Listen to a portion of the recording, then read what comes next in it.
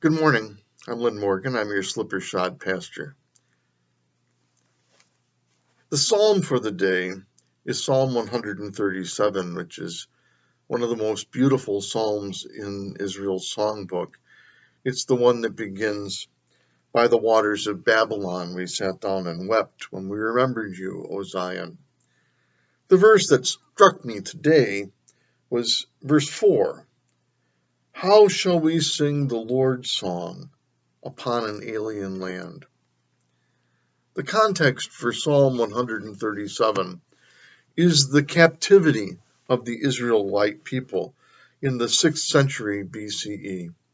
They had been conquered by the Babylonians, and some of the best and brightest were taken prisoner and made exile and live in Babylon.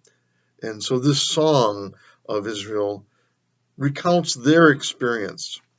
And so the question is a very real one. How can we sing the Lord's song in an alien land?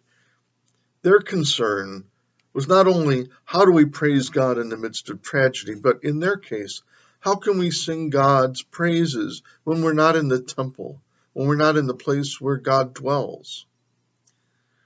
Well, here we are, Saturday before Palm Sunday, as I prepare to conduct the service for us in our sanctuary by myself.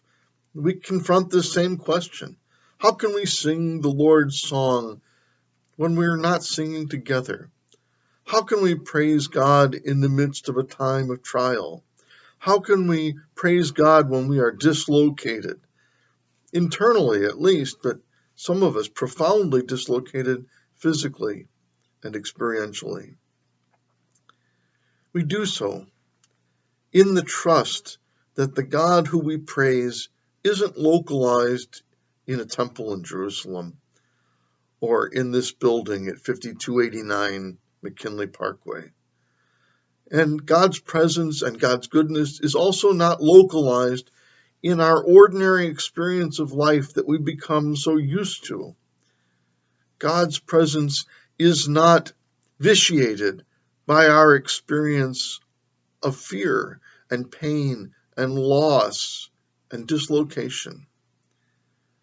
God is always present with us, and nothing can separate us from God's love.